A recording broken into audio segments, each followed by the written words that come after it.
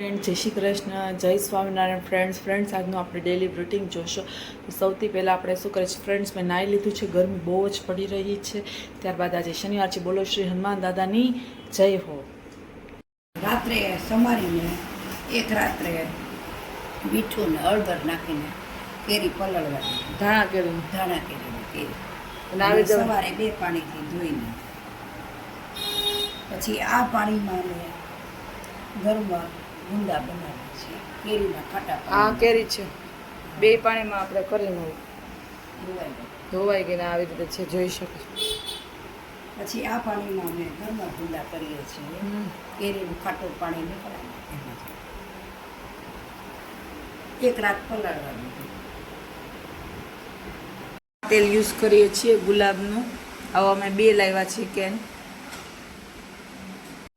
અમે અથાણાના ગુલાબ તેલ વાપરીએ છીએ. ગુલાબ તેલ નાખીએ છીએ. અમે 2 કેન લાવ્યા. આ અમે અથાણામાં જ યુઝ કરીએ છીએ. હવે મેં 2 કેન લાવ્યા છીએ. શકો છો આ 2 કેન આવી ગયા છે ગુલાબના. ગુલાબ તેલ છે અથાણા માટે. અમે સ્પેશિયલ ગુલાબ તેલનો જ યુઝ કરીએ છીએ. હવે હું 2 કેન લઈ આવી છું. તમે જોઈ શકો છો અથાણાનો આપણે કાલે બનાવ્યો તો એ છે. અથાણામાં આ શું કર્યું છે, સંભારના એડ કર્યો. અને હવે આપણે એડ કરી રહ્યા છીએ અથાણામાં ગુલાબ તેલ. આવી રીતે એડ કરવાનું છે.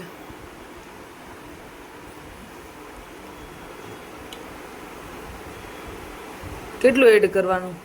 ડૂબે સુધી, ડૂબે ને ત્યાં લગીને ડૂબતું રાખવાનું. ડૂબતું રાખવાનું.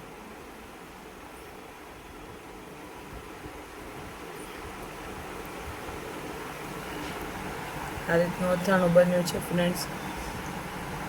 તમે અમારા વિડીયો જોતા હોય તો લાઈક, શેર અને સબસ્ક્રાઈબ કરવાનું ભૂલતા નહીં. આવા અથાણાની અમે રેસીપી આપતા જ રહીશું. બીજામાં આપણે એડ કરી રહ્યા છીએ.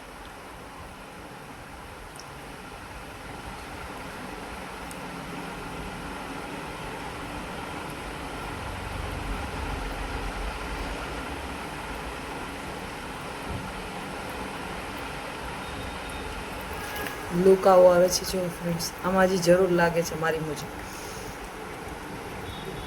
એડ કરો.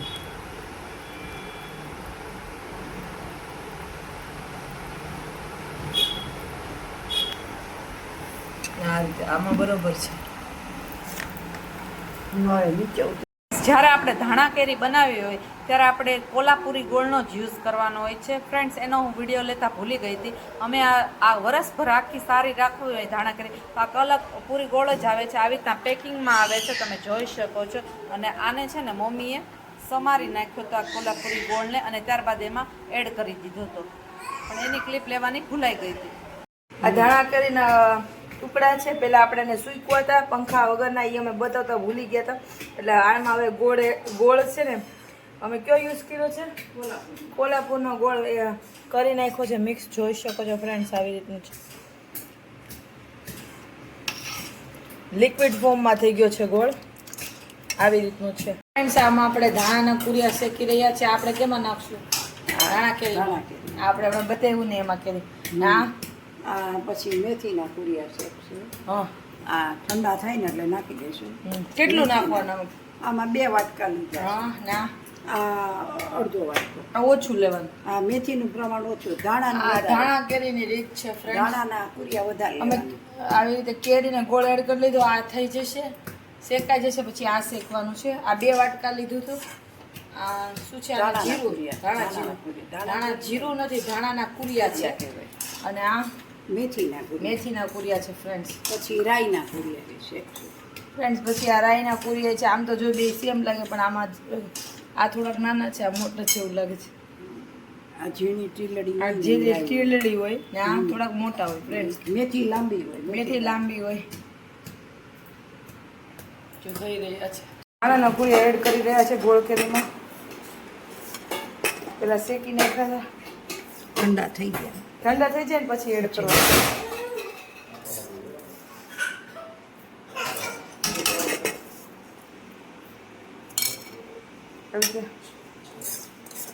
શું કરવાનું છે? હવે મેથીના અને રાઈના કુરિયા હા શેકાઈ ગયા હા હા ઠંડા થઈ જાય પછી નાખી દઈશું. બરોબર છે. એટલે આપણી ધાણા કેરી છે એકદમ મસ્ત થઈ જશે. હજી તો આમાં મરચું ને બધું આવશે એટલે કલર તે સરસ હળદર, આવશે. મરચું અને હિંગ. હજી મસાલા તો બાકી જ છે. એટલે આવી રીતના આપણે આ પૂરિયા નાખી દેવાના છે અને પછી આપણે મિક્સ કરી દેવાનું છે. હવે આપણે મિક્સ કરી દઈશું પૂરિયાને ધાણા કેરીમાં.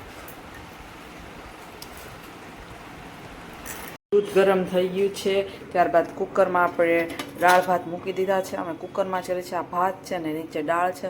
હવે આપણે કુકર મૂકી દઈએ.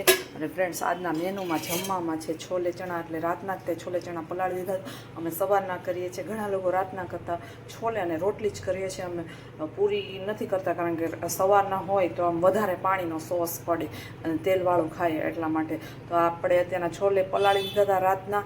ત્યારબાદ આપણે કુકર મૂકી દઈએ અને દૂધ ગરમ થઈ ગયું છે. આજે છોલે રોટલી અને મિતાંશ માટે તુરની દાળ.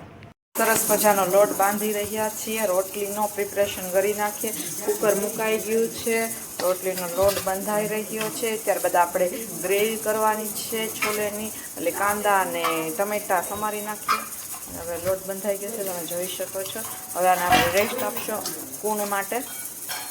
જોઈએ તો શનિવારનું જમવામાં છે આ છોલે ચણા સરસ મજાના ગ્રેવીવાળા. ત્યારબાદ આ ગુવાનું શાક છે આપણે કુકરમાં કરીએ છીએ. સરસ મજાનું સિમ્પલ. છોલે ચણા ખાવા એ છોલે ચણા ખાઈ શકે અને ગુવાનું શાક ખાવું એ ગુવાનું શાક બંને ખાવું તો બંને પણ ખાઈ શકે. પછી રાઈસ છે, પછી આ ગુંદા છે. મારે ગુંદા તો રોજ ખાવા જ પડે.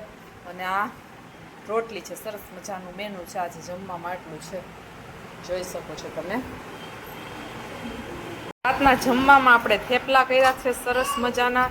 ત્યારબાદ સૂકી ભાજી છે સરસ મજાની તમે જોઈ શકો છો. અને છાશ છે તમે જોઈ શકો છો. સરસ મજાની છાશ છે. છાશ, સૂકી ભાજી અને પરોઠા.